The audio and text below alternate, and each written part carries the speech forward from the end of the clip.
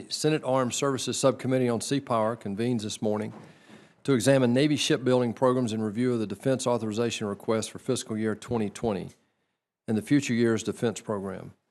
We welcome our three distinguished witnesses this morning: the Honorable James F. Gertz, Assistant Secretary of the Navy for Research, Development, and Acquisition.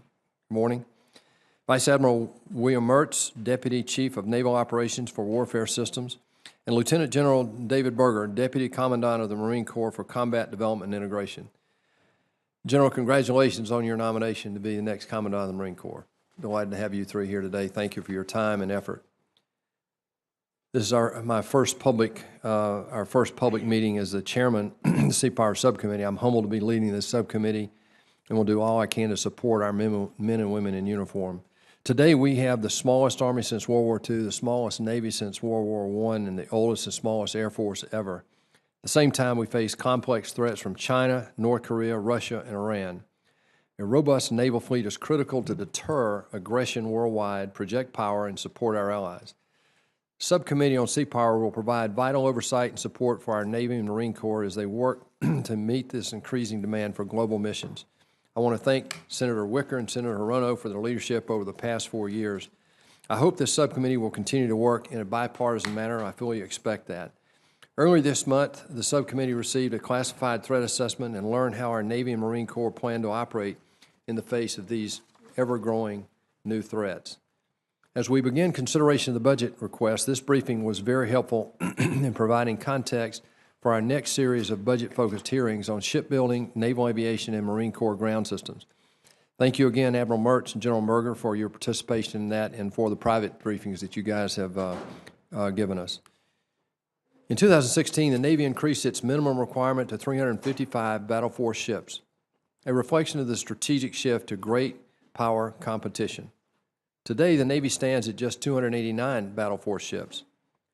While I understand the Navy is reassessing the fleet size requirement, I believe the need for a larger, more capable fleet is clear.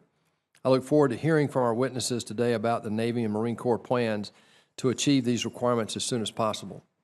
In addition to a global security crisis, we also have a national debt crisis. Last month, our national debt topped $22 trillion. General Mattis and others have called the debt the greatest threat to our national security, and I agree. It's no secret that Congress's failure to pass a budget on time hamstrings our military and limits our ability to plan for future missions.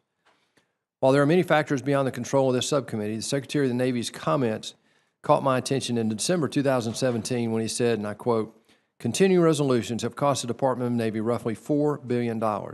Since 2011, we have put $4 billion in a trash can, put lighter fluid on top of it, and burned it."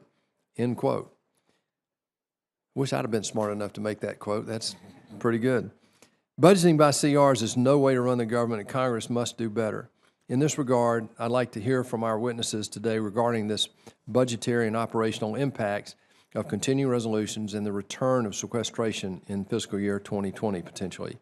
Additionally, I'd like to review a number of other shipbuilding-related topics, including the ongoing force structure assessment and the factors that led the Navy to conduct this assessment, greater clarity on the long-term funding plan and challenges related to welding and quality assurance with the Columbia-class submarine program, aircraft carrier programs, including the Department's proposal to inactivate the USS Harry S. Truman more than 2 decades early, as well as testing challenges in the lead ship of the Ford-class USS Gerald R. Ford, the Navy's plan to recapitalize the nation's strategic sea lift fleet, and options to improve acquisition performance on lead ships.